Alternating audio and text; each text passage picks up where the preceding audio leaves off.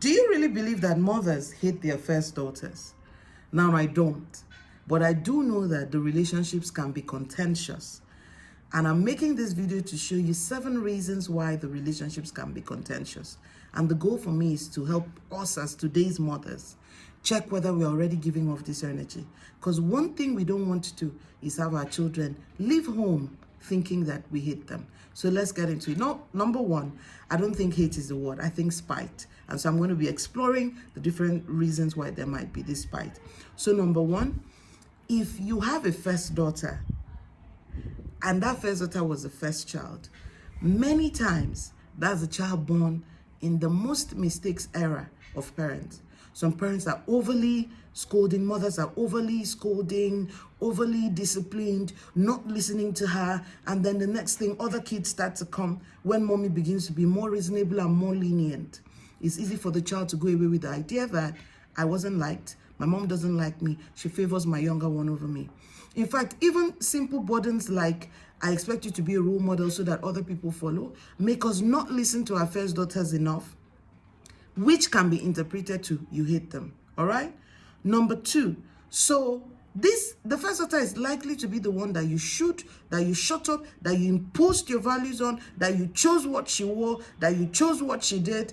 I'm not saying it happens in all cases, but remember, that's the first child. If the first daughter is also the first child, she's most likely to be the most shooed child in the house, which is easy for her to interpret it as hate.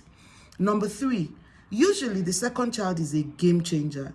She gets away with a lot of things that the first child will never have gotten away with. And here's the thing, what used to make mommy, get upset, even spank, mom is now laughing about it with the second daughter. Be careful about that tension. The next reason why there could be tension is that if a boy follows a girl, the first daughter is likely to mourn the adoration that the first son gets. Let me explain what I mean by that. This is Africa. The first sons are in many cases prized or considered premium over girls. Some parents don't even intend to do that. So when she was the first daughter, when it's time to share food, for instance, you tell the first daughter to take last. Share it, let your siblings get first, then you get last. Then when it's the first son sharing, they say because he's the son, let him take first. Inconsistent policies lead to feelings of unfairness. Some of us in our homes wouldn't let our boys do chores, and the daughters are doing everything, particularly the first daughter. He's your brother. Don't you know you're the one that's supposed to serve him? So she's there serving brother, serving all the younger ones. So we need to step back. The next thing I want to talk about is sometimes the first daughter has an opposing personality with the mother. So let's say the mother is laid back, just gentle. The first daughter may be more driven. That difference in personality can lead to a lot of tension. And usually as they get older, let's say the mother was maybe a housewife, for example, and she's just content and she's just going about her work. She prioritizes the kids. Depending on the exposure that the family does for the first daughter, she may start to feel, I can't do that, without appreciating what the mother is doing, and it will create tension. Usually as she gets older, she gets it, but in that phase where there's tension, there could be a lot of misinterpretations of the feelings. So that opposite personality affects as well. But let me also tell you another way the opposite personality is a problem. The mother is driven and the daughter is laid back. The mother can be so upset that, what is it? Why can't you get up? Why can't you be proactive? That difference in personality gives us opportunity to parent that type of child, not to criticize them using our own personalities as a standard. So we should ask, okay, my daughter is not like me. What do I need to do to get her? I would ask parents that come to me for coaching. I say, what are your fears? So let's start parenting them to equip them and skill them up against those fears coming to pass. Now, you won't believe what I'm about to say next. Having the same personality can be a problem as well. So, for instance, a laid-back mom sees the losses she's had, the mistakes she's made, opportunities she's missed, and she sees her daughter with that identical personality. Frustrating. I don't want her to go through what I've gone through. I don't want her to go through the mistakes. All genuine, but approach of communication, approach of discipline, All of these things make it more complicated and strains the relationship with the girls. I would always tell parents, what is your fear?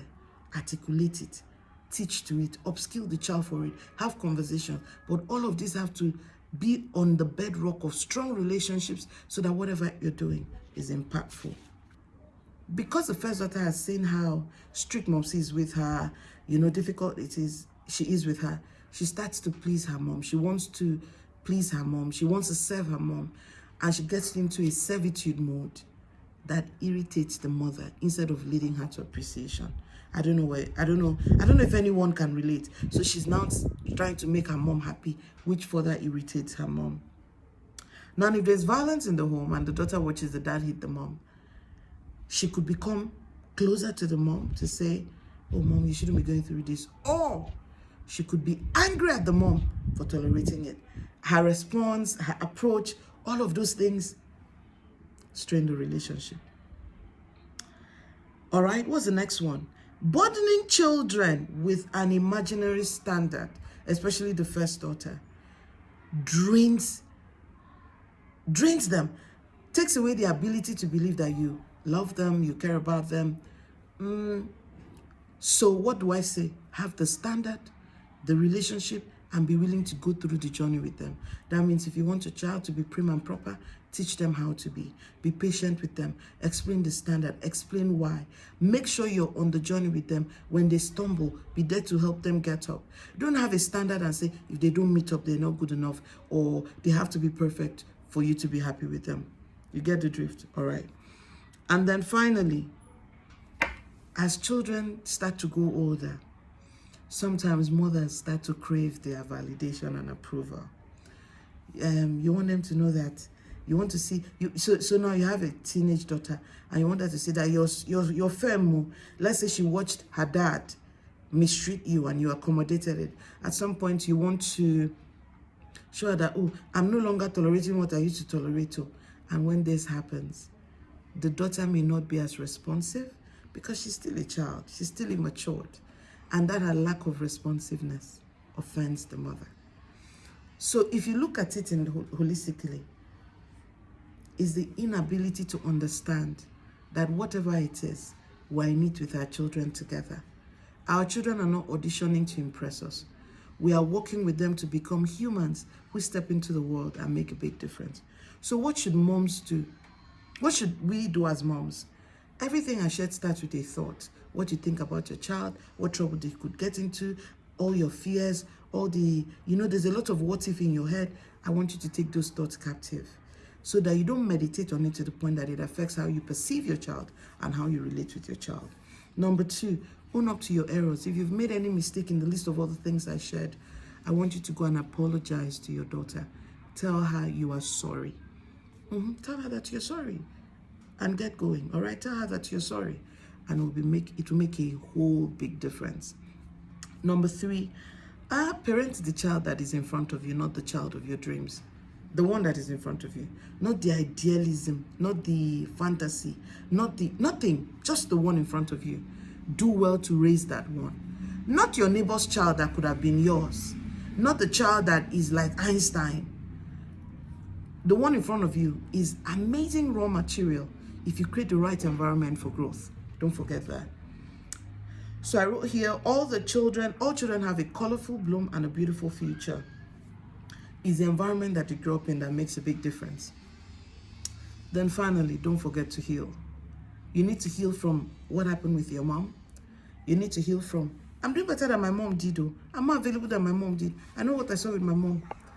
Your daughter is not being raised by her grandmother. She just wants her mom. So whatever you do, make sure you heal. Let me know what you learned in this video. It's been a long one, but let me know what you learned in this video. God bless you.